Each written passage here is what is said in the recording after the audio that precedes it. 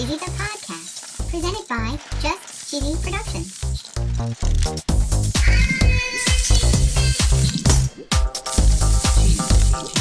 Hi there, I'm your host, Fondue. In this week's episode, we're going to put on our tinfoil hats and talk a little bit about cheese conspiracy theories. We're going to talk a little bit about the moon. We're going to discuss COVID. There's a guy named Chuck with the last name Cheese we might discuss.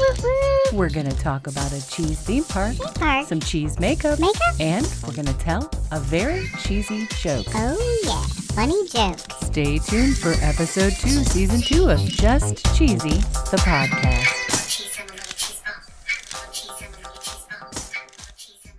Today I found out that the moon is made of cheese. What? No, I don't think so. According to philosophyofscienceportal.blogspot.com, Okay. this theory of the moon and cheese goes back pretty far. How far? Well, there's a Servian tale where a fox leads a wolf to believe that the moon reflection in the water is cheese, and then the wolf bursts in an attempt to drink up the water and get at the cheese. Interesting. Wikipedia states that this is part of comparative mythology. Really? So there are diverse countries that actually have a similar tale where a simpleton sees a reflection of the moon and mistakes it for round cheese. There are Zulu tales, Gascon tales, Turkish tales, Scottish tales. Holy cow. There's lots of different tales of reflections of the moon and cheese. Who knew? The moon is made of green cheese theory became popular in the 1500s. Wow. According to todayifoundout.com, the English writer John Haywood first used it in the Proverbs of John Haywood, written in 1546.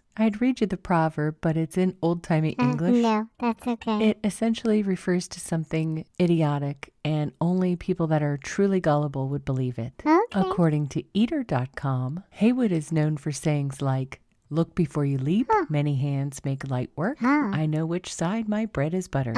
There's another statement of it that can be found in 1565 Shacklock's Hatched of Heresies. Okay. There's a reference in John Wilkins' New World Book 1 in 1638. Wow. And at this point, it's very clear that the expression was very common. Of course. In 1902, the American Journal of Psychology surveyed young children. Really? And the most common belief of what the moon was made of was cheese. But they also thought it was made of rags, God, and yellow paper. Oh my. Or dead people who join hands in a circle of light. Holy cow. NASA had some fun with it in 2002. Really? They had an April Fool's Day prank. Really? According to CNET.com, they announced that the Hubble telescope had been able to confirm the moon's expiration date, What? which was, of course, inscribed on the lunar surface. Oh boy. They decided to have fun again in 2019 in honor of National #Moldy Cheese Day, Ew. where they point out on Twitter that the moon is actually not made of cheese. I don't know. I've never been there. And that's exactly how conspiracies get started. According to worldcrunch.com, in April of 2020, article called "From French Cheese to Cow Urine, a Roundup of Fake COVID-19 Remedies." Oh boy. According to this article, there was a Facebook post that had been circulating about Roquefort cheese. Nice. It said the mold that was used to make the French blue cheese was used by French guy, Didier Raoult. Wow. And supposedly it was tested by a French physician to fight coronavirus. Awesome. The original poster admitted that it was false, Aw. but that he wanted to add some humor at this difficult time and promote Roquefort cheese. Yeah. And on a side note, it also talks about cow urine. Ew. In India, a group of Hindu activists organized what they're calling a cow urine drinking party in an attempt to ward off the virus. It is believed by some that the animal's urine has medicinal properties. No.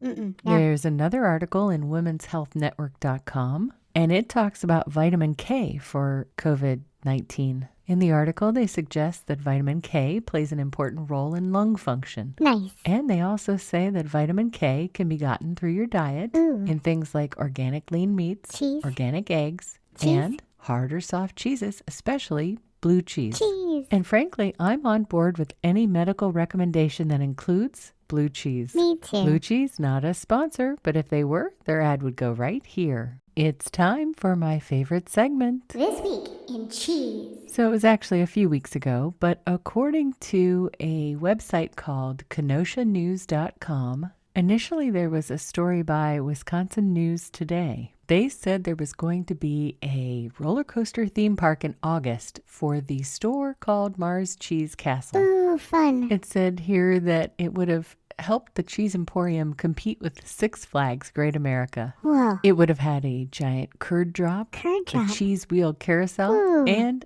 the Cheesy River. Cheesy river. Of course, it's unfortunately not true. Aw. But some of the workers actually came up with a couple of others. They had the Gouda go-karts Gouda go-karts. and plunge into nacho cheese. Nacho cheese. We haven't done this segment, Not Cheese, in a while. Nope. And I think that the amusement parks are a great lead-in. Really? Why? Well, let's talk a little bit about a certain fella called Chuck E. Cheese. Yay. In the last couple of years, they've been embroiled in an internet conspiracy. Ooh, what is it about? Pizza slices. What? Pizza slices. Okay. There's a YouTube personality named Shane Dawson, and he made a video that claimed that he visited Chuck E. Cheese's, he ordered 2 pizzas, and they both came out with mismatched edges. Okay. And he said that it appeared to be 2 different pizzas sliced in half and pushed together to resemble a whole pie. Ooh. It seems he was trying to imply that Chuck E. Cheese reuses their pizza. Ew. There are several different people that have come out since to say that absolutely not. They Sure. hand cut all of the pizzas. They do it fast because they have about 5 more coming out right behind it. Right. They also said it might look a little bit off because it could be a new person learning. Okay. And a lot of times they might appear shorter because the first slice gets, as they say here, quote, squished into the center when the employee is cutting. Squish. And this information came from an article in Eater.com that says Chuck E. Cheese's swears it isn't recycling pizza slices. Right. Chuck E. Cheese has been around since 1977. Wow. It was originally called Chuck E. Cheese's Pizza Time Theater, and it was founded by Atari founder Nolan Bushnell. Really? He wanted to expand video game arcades Nice. into family-friendly venues. He said he chose pizza because of the wait time and had said there are very few components and not too many ways to screw it up. Unless you cut mismatched pieces. Stop it.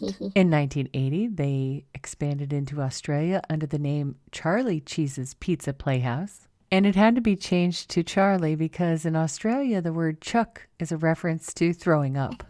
As of 2020, Chuck E. Cheese operates 612 corporate and franchise stores. Holy cow. This last story really isn't a conspiracy theory, but a scam. Ooh. In 2015, there was an article in BusinessInsider.com, and it talked about a 74-year-old woman who was standing trial for allegedly orchestrating a $15 million, quote, magic cheese scam. Magic cheese? The lady ran a company called Firmex Chili. Okay. It had people invest in kits for about $394.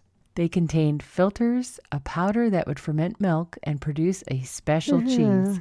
And it promised that people would make huge profits selling their cheese back to French cosmetic companies that used it in luxury beauty products. Seriously? The scam made about $15 million and it convinced over 5,000 Chileans to invest. And it even had about 20 branches around the country. Wow. She told customers she was working with places like L'Oreal to buy the cheese and use it in whitening creams Oh, my. and work with people like Michael Jackson. Oh, boy. The cheese never left the country and it was found rotting in a warehouse. Aw. It's time for a joke, Fondue. How do you know when a cheese has been lying? I don't know. Because it tells you stories that are too Gouda to be true. Get it? Too Gouda. Ooh, that's silly. Not silly, but a little bit cheesy.